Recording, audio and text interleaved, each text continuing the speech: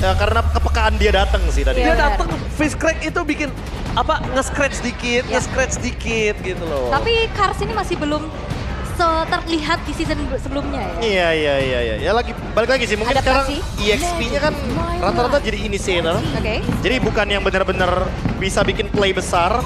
Otomatis mau nggak mau harus lebih menunggu momentum karena flicker sangat mahal untuk para XP laner sekarang. Alright, dan untuk draft ban and pick di game yang kedua, bandnya masih sama, posisinya juga masih sama, cuman yang berbeda adalah Navi ban Karajoy, melepaskan Loi. Apakah Loi akan menjadi first pick bagi Rins? Atau Suyo yang bakal jadi first pick. Oke. Ya, karena kalau kita lihat dari beberapa trennya, jungler buat sekarang sisanya ada di Joy, Suyo, Alpha. Dan kebetulan karena Matilda-nya di ban, Alpha-nya menurutku jadi kayak agak-agak sedikit mendingan jangan diambil. Iya. Kecuali kalau emang ada option yang bagus. Tapi lihat, finally mereka menunjukkan wise decision terhadap Joy yang di ban. Oke. Ini harusnya mereka lakukan di game pertama. Oh, oke. Ya tapi nggak masalah sih, ada Suyo masalahnya nih. Benar. Ya nggak masalah. Atau jangan-jangan RRQ-nya malah mau mencoba untuk melakukan setup yang sama. Masalahnya nggak masalah Suyo, masih bisa di apa ya? Bisa dijawab? Dijawabnya masih banyak, Prof. Iya. Dibanding Joy. Kayak di zoning, di turtle, diganggu mungkin kalau pas lagi farm. Early power pressure di jungle. Masih bisa. Oke. Tapi nggak ada threat sekarang. Joy-nya udah di ban, Suyo-nya di first pick, kalaupun Alpha. Loi. Granger, Alpha tanpa Matilda. Granger belum. Tapi apa kabar tentang Julian kekebalan yang sekarang Waduh. banyak muncul tapi di scene kompetitif nggak terlalu kelihatan, Prof. Apa yang membuat tidak menjadi pilihan? Terima kasih ya untuk opsi Juliannya. Saya nggak mau kalau misalkan saya kelihatan ngedes pakai sword, habis itu saya disamperin, udah selesai. Nah, oke. Dan Loi-nya diambil sekarang. Tidak akan dilepaskan, tapi jawaban untuk Loi itu juga masih banyak. Bisa pakai Valentina atau bahkan Novaria juga Ya. yang akan mereveal. Tapi ya Cici. Cici dan Iritel Tapi untuk emang- head to head dengan Granger. Karena emang Cici bakal langsung tiba-tiba jadi TRS sih gara-gara pasifnya sedikit di-adjust buff total. Karena menurutku dibandingkan dengan Uranus, Uranus itu di buffnya individual. Tapi Cici ini bisa untuk team play. Kenapa? Karena kalau stacknya maksimum, ada movement speed tambahan dan itu bisa connect loh sama area sungai. Iya. Jadi tentu penguasaan area rivernya makin lebih leluasa buat RRQ. Dari Cici War X ya. Iya. Itu udah jadi War X. True PR. damage-nya ada, Iya. movement speed-nya juga, aduh buat ngejar. Apalagi kalau udah selesai brute force. Oke, tapi Badang lagi. Karena memang mungkin biasanya kalau kita ngelihat Cici head to headnya sama Phobius ya. Tapi Phobius yang kebetulan udah di ban juga untuk kedua kalinya. Badang lagi yang muncul. Walaupun sebenarnya Badang ini pun masih fleksibel. Ya. Aku merasa kayak Badang kalau di roamer itu paling masuk cuma sama Gatot. Oke. Ya. Kayak ya dia bikin combo, habis itu AOG follow up. Dan mostly kayaknya hampir 100% sukses pasti untuk kena mini-stun-nya. Tapi sekarang kondisinya, Prof, gue setuju banget dengan statement Profesor karena mereka mengharuskan Granger ini punya frontliner. Harus ada dua badan yang cukup Ya, kuat. apalagi Luoi loh. Iya, Loi, Granger ini benar-benar adalah dua kondisi yang gimana depannya itu benar-benar harus menjaga badan. Sedangkan posisi dari Arkiyoshi, Iritel itu bukan hero yang gampang untuk ditangkap loh. Yep. Iya. Itu Dan harus kita ingat loh. dan kebetulan ada Ben Hanzo yang menandakan kalau misalkan Hanzo dan Luoi-nya nggak bisa combo nih untuk split push. Ya, ini udah masuk radar ya. Iya. Hanzo yang sekarang udah boleh dipakai di scene Udah. kompetitif. Sebel Udah gua boleh sama banget. dia.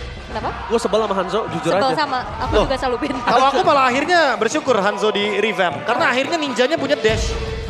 Setidaknya. Setidaknya ninjanya punya dash loh. Dan bisa ada gigitannya bukan ke jungle doang ya. Iya, bayangkan ninja terkuat di Scarlet Shadow nggak punya dash sebelumnya. Ya, untungnya sekarang punya dash. Iya. Itu adalah metode jalan kaki, Prof. Aduh, jalan kaki, makasih loh, Ji. Tapi kalau ngomongin kita balik lagi ke draft, mereka udah menutup ke arah Hylos, Fanny, Joy, Varsha, dan Zuxin. Jujur ini lima-limanya 4 sih, gue bilang 4-nya menjadi core dari tim RRQ sih. Iya. Karena Hylos itu masih adjustable. Aku merasa kayak buat zoning Luoi emang paling cocok aja sih untuk Hylos. Dan jatuhnya seperti yang kita mungkin mention sebelumnya, kalau berhadapan dengan Hylos, beberapa frontline tuh kadang bonyok juga gitu loh untuk adu pok. Oke, dan Gatot Kaca yang diamankan Iya, sekarang sesuai prediksi dari Profesor KB. Udah ini combo yang pasti kena kok. Kalau mau nge-spam di rank Glory sampai Immortal bisa kok. Wow, dan Tigreal dari Idok yang akan dimunculkan kombinya bersama dengan Hit itu dia. Oke, berarti gini, mereka akan mengatasi combo dari Badang dengan Gatot Kaca just in case Badang dan Gatot Kacanya masuk, backline-nya akan coba diganggu oleh seorang Idok. Iya, lebih ke main react aja sih. Iya, main react aja. Main react. Kayak, oke, Badang dan Gatot pasti buka duluan. Tapi apa yang bakal dilakukan setelah Badang dan Gatot Kacanya itu open initiate. Ya berarti responnya dari Idok dan Rins yang harus kita saksikan di game yang kedua. Oke. Oke, Aul dengan draft kali ini apakah Navi Nation menurut Aul punya kesempatan? Kesempatan pasti akan selalu ada. Tinggal gimana caranya mencari kesempatan tersebut dan di-convert menjadi kemenangan. Profesor KB? Setuju, kesempatan masih ada. Tinggal gimana caranya mereka melakukan hal yang RRQ lakukan di game pertama terhadap Suyo-nya ini nih. Oke, kalau gitu mari kita menyaksikan mampukah Toy dengan debutnya berhasil mendapatkan kemenangan 2-0 untuk RRQ atau Navi menuju ke game yang ketiga MPL Arena. Mana tepuk tangannya? Let's go to the lane of down. Oke, dan Suyo yang harus dimanfaatkan kembali untuk bisa mengontrol objektif. Dan sekarang head to head bersama dengan adanya Pure Assassin, Ini nih. Hayabusa. Hayabusa ya. Yang kita tahu sendiri kalau kita ngomongin Hayabusa udah pasti Shadow Kill ini akan menjadi solusi dari efek imun yang nanti bisa membantu Aether dalam team fight besar. Tapi untuk poke damage-nya ini loh yang bakal jadi jawaban kah dari Luoi. X-Magic. Lihat, itu adalah hampir saja satu buah first blood membunuh tanpa menyentuh, Profesor. Ada Revitalize juga yang sebenarnya gak ada nih ya. Tadi harusnya bisa dilakukan sebenarnya untuk nge-regen aja HP-nya. Tapi emblemnya nih terlihat untuk sekarang. Menarik nih tenacity dari Rins ya. Dia tahu bakal dipok terus dan mid lane-nya. Damage-nya terlalu sangat bahkan di depan sana. Aether sudah mulai masuk dengan sisi dari Quad Shadow-nya mundur ke belakang. Selamat untungnya tidak ada satu Shadow Kill. Karena itu akan menjadi 2 poin kill yang sangat mahal. Sungguh sangat mahal. Oke, masih aman juga, belum ada first blood sejauh ini. Tapi Rins gak akan mau kalah nih. Dia bakal balesin poke damage yang dilakukan sama X-Magic. Ya tapi harusnya aman sih. Dia punya tenacity juga kan sebagai option dari talentnya. Jadi sekarang malah Setsujin nih yang dalam ancaman. Oh, berhasil dihindari depan sana. Tidak ada lagi Shadow Kill. Agak cukup terlalu terburu-buru nggak sih nampaknya? Kalau menurut saya pribadi agak cukup terlalu terburu-buru. Dan sekarang audience prediction 88% menuju ke arah tim RRQ. Oke, cukup mendominasi tentunya. Terlihat juga dari game yang pertama ya. Akankah menjadi 2-0? Karena sejauh ini kalau kita ngelihat dari Aether masih belum terlihat ya siapa yang nantinya akan secara pasti menyetop laju dari Aether. Ya buat sekarang sih kayaknya akan lebih menerima damage terlebih dahulu ya. Karena belum ada beberapa item yang seperti Winter Crown, atau bahkan mungkin Wind of Nature. Tapi setidaknya pressure di bagian EXP-nya udah mulai terjadi dan membantu Dairen untuk mendapatkan level 4 lebih cepat. Lebih cepat. Oke, tapi Setsujin di sana mencoba fokus menuju ke seorang Hanafi. Dengan poin kill yang cukup berat mendapatkan Hanafi, tapi reward manipulation first blood. Rich, wise decision dengan mengungkap reward manipulation yang harusnya bisa dia buka di arah Turtle. Tapi dia buka untuk dapetin satu buah first blood. Membuat Hanafi akan lebih lama untuk mendapatkan Avatar of Guardian. Itu cukup wise menurut saya, Ul. Wah, dan ini juga menjadi Suyo yang nasibnya berbeda. Beda kan? Beda. Turtle 1 lagi-lagi bisa didapatkan oleh RRQ. Ya perbedaannya adalah Setsujin merelakan purple buff-nya tapi dijagain sama Idok. Tapi untuk Aether di game yang pertama dia masih mau buff dulu baru dia setup ke arah Turtle. Oke. Ini perbedaannya. Itu perbedaan yang terlihat ya. Signifikan bahkan ya. Wah tapi dampaknya lihat goldnya langsung menuju ke 700 gold. Dan itu membuat dampak dari RRQ mungkin dari gold lane-nya terutama yang dari tadi mungkin save aja. Tapi nanti akan ada gap-nya nih pelan-pelan dari item. Selain untuk dari gap gold di arah gold lane, sebenarnya kalian juga harus bisa melihat kalau gap gold dan Aether dia berhasil mendapatkan satu buah retribution hanya untuk jungle kecil. Kalau misalnya RRQ di situ ada 4 orang, Aether akan kehilangan purple-nya sih tadi. Bisa ditabrak soalnya. Bisa ditabrak. Di Force Lizard ya. Rins sudah datang ini. Ya di Force Lizard kayaknya nggak terlalu wise juga sih Profesor dengan kondisi dia under, nggak ada purple, rotasi pelan, dan dia nggak bisa mendapatkan ke arah Toy nantinya. Iya. Padahal kalau kita ngomongin rotasi ya. Oh, Ibrahim! Hitam! Berhasil dihindari dengan satu buah Quad Shadow. Surprise attack. Ternyata burst damage dilakukan karena belum maksimal.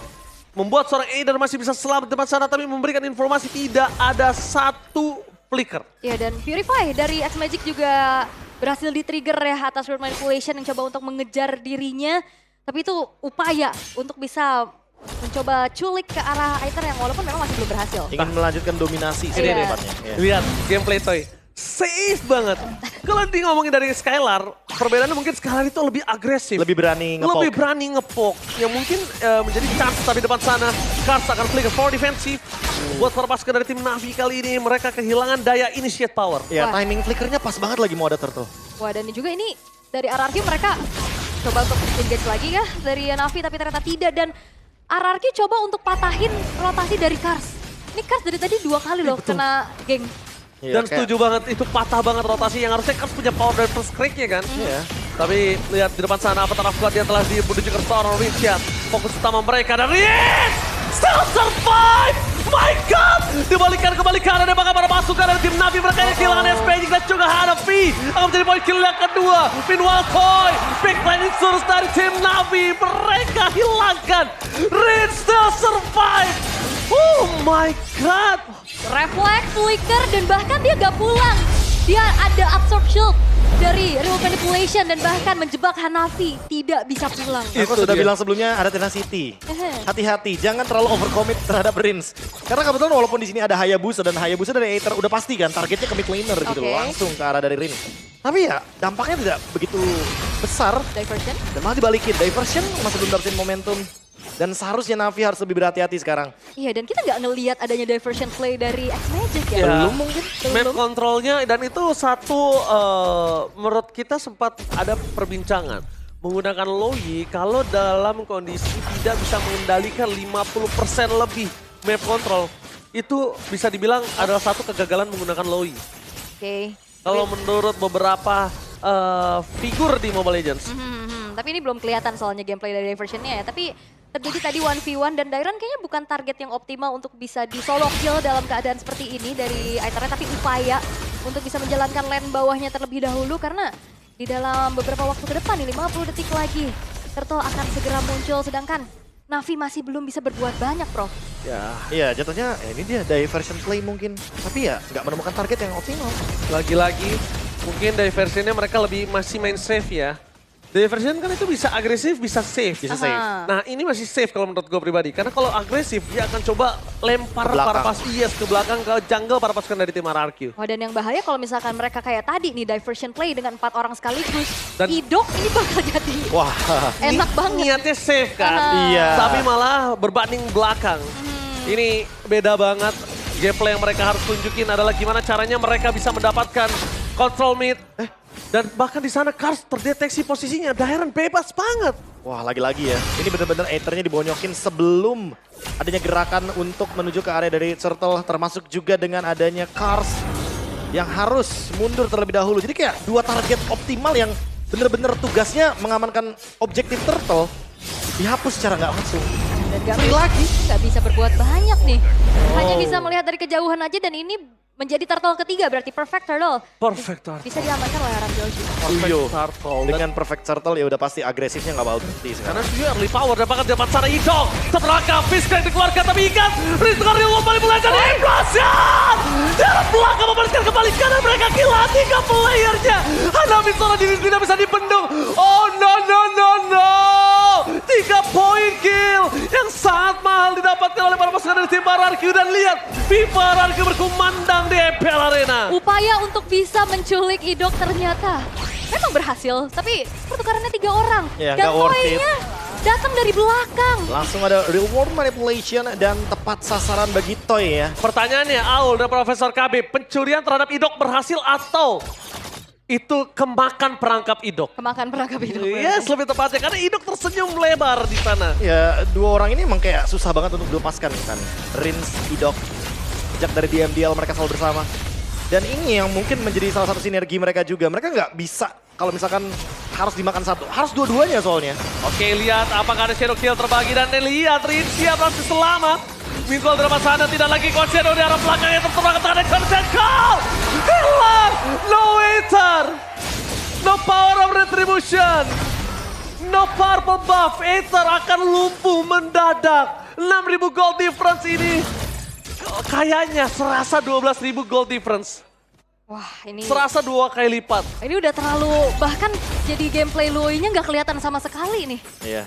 Dampak hanya dari perfect turtle ya. kayak menutup map dari Lui juga. Kalau kita ngomongin soal bagaimana glowing one yang dibutuhkan dari X Magic juga. Terlambat ya. Kayaknya udah cukup terlambat sih, karena mau gimana pun nantinya ke depannya, member dari RRQ juga akan memiliki sustainability daripada Magic itu sendiri. Oke, Radiant Armor juga udah di buff, iya udah pasti bakal masuk ke dalam option. alright. Tapi Lord sudah muncul di menit yang ke-9. Zoning out yang dilakukan sama RRQ ngebuat dari Navi pun sulit untuk mengintip, dan ini dia Kating power yang terlihat di game pertama pun menjadi sebuah keunggulan yang dimiliki oleh RRQ, dan ini dilakukan lagi. Mereka nggak terlalu terburu-buru bro. Banget. Itu pokoknya sakit banget loh iritelnya. Dengan 3 core item yang dia miliki. Udah jadi ya tadi Stalker ya item ketiga. Udah. Itu cuma cukup sih. dicepret doang loh. Burstnya ada armor break juga kan. Oke, tapi lihat para pasukan dari tim Navi. Mereka udah harus kehilangan terhadap Lord yang bisa mereka miliki. Dan para pasukan dari tim Navi. Oricia! Detektor metalnya berbunyi. Reward dari Blaze dibuka sana. Namun Ukar bangga para pasukan dari tim Navi. Mereka kehilangan SPG Shadow Kill. Terus mendapatkan Oricia. Tapi nampaknya tidak akan cukup. Karena dengan double kill. Yang didapatkan akan dikejar menjadi target utama. Ether. Dan lihat Tyrant. Looking for Wipeout. Ini bencana. Surprise attack yang digagalkan dan bahkan Rizia the Detector Metal berhasil membuat Navi mereka tengkurap. Gak ada yang bisa berbuat apa-apa. Itu dia Poke spam dari Void Crystal, Void Blast yang juga mengganggu adanya upaya sneaky peeky yang dilakukan atas diversion. Dan ini akan jadi petaka karena wipe out, dan sekarang Lord akan kembali di slow push di area bottom lane. Gila, detektor metalnya Iya. lihat. Cut, nyung lah. Itulah yang kita sebut dengan game sense ya. Oke. Game sense. Ketika memang melawan Luoi atau beberapa hero-hero yang punya kapasitas untuk melakukan flank, ketahuilah bahwa backline kalian nggak aman dan Flicker.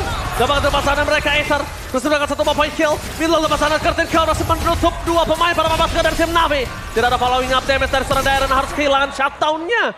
Agak terlalu terburu-buru. Agak cukup terlalu terburu-buru dan memaksa untuk mendapatkan point kill. Kayaknya itu nggak wise banget untuk Dairon. iya, jadi 1-1 ya sebenarnya. Jadi ada keuntungan sedikit yang didapatkan sama Navi. Setidaknya Daripada tidak sama sekali kan, mereka akhirnya masih mampu untuk mempertahankan Lordnya. Tapi untuk next Lordnya nih harus hati-hati, karena Navi kalau mau melakukan hal yang serupa, harusnya RRQ udah lebih peka juga. Mungkin Dairon bisa masuk seperti itu kondisinya kalau Idok bener-bener yang semua nahan badan dan bakal fist break. Dengan ada flicker dimiliki tapi dengan apa terbuka dia Toy! Porang-porang dan shutdown finally terjadi. Sojin mencoba untuk memberikan damage depan sana. Mencoba untuk mundur sedikit demi sedikit. Tidak ada objektif. Tapi para pasukan dari tim Navi. Lihat surprise terhadap Sojin. Shadow kill-nya mencoba dihindari dan ternyata masuk semua damage-nya. One last hit. Sojin still survive. Bahkan dibalikin kanan dengan seorang Richard. Triple kill. Lagi Pomania. Dan bahkan para pasukan dari tim Navi. Mereka hampir terwipe out. One last man standing. X-Magic. Can you survive? Tapi nampaknya tidak. Ini dia. Ini bencana. Rex Dragon Chaos dengan Toy sebagai lineup terbaru mereka. Membuat Navi wipe out kesekian kalinya. Looking for endgame. Dan ini dia. Di game yang membuka. Di match membuka. RRQ berhasil mengamankan poin dengan sempurna. Sempurna 2-0 tanpa balas membuat debut dari Toy. Ini apakah sesuai dengan ekspektasi para Kingdom di luar sana? Harusnya iya. Karena dari momennya juga komit ke arah Toy. Memang tadi ada combo yang berjalan, Toy-nya pun tumbang, tapi itu justru jadi petaka kembali karena upaya yang dilakukan oleh Navi kali ini